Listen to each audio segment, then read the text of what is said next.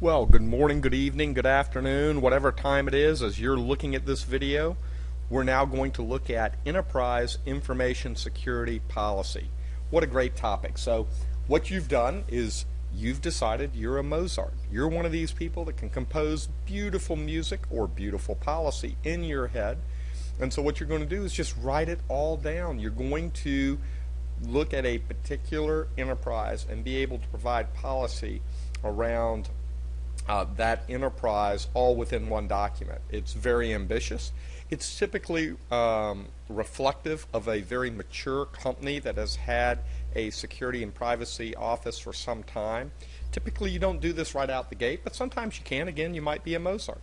Most of us are Beethovens. We kind of do drafts and work hard and just keep cranking and incrementally making it better. In those cases, you're probably not going to use a enterprise information security policy.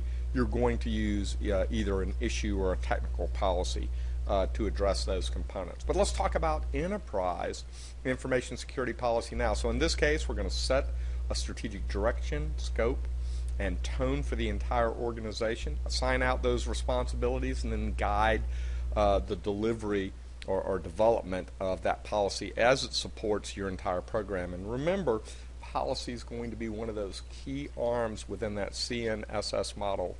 Always go back and think policy, technology, and then your awareness training and education program as mechanisms of changing and affecting computer security and computer security and privacy operations.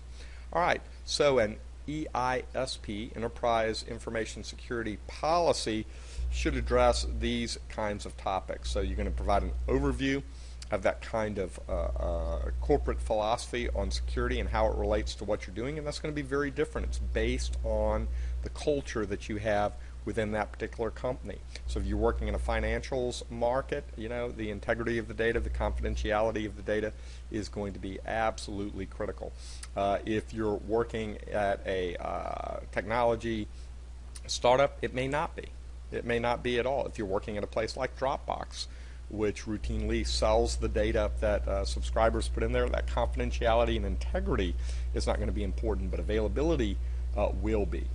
The second thing is, as you're doing this, you've got to come up with who's responsible for what and talk about those responsibilities and the process by which the policy is implemented. One of those components, of course, is the responsibilities of everybody in the organization. And then a second component is where you name specific individuals that have different types of responsibilities within that group. And then this allows everybody to kind of understand their role, how the pieces fit together in terms of delivering a particular policy. Well, let's look at an example now of what a enterprise information security policy would look like. Here are the typical components. You're going to have a statement of purpose. What are you actually addressing within this policy?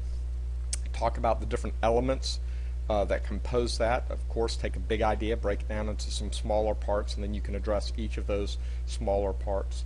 Talk about why security is important within this specific enterprise, and then talk about those roles and responsibilities, which I just talked about on the previous slide, in terms of things the entire organization needs to do, and then things that specific either managers and leaders at different levels or specific people need to do it within a particular role. And then finally, you want to reference the standards and guidelines that support this policy. Remember, policy is going to be that broad, overarching document. You go down a level and get a little bit more detailed within the standards and guidelines. And you want to link those documents together so that they're all in one place. It's easy for folks to keep up with what you're trying to accomplish.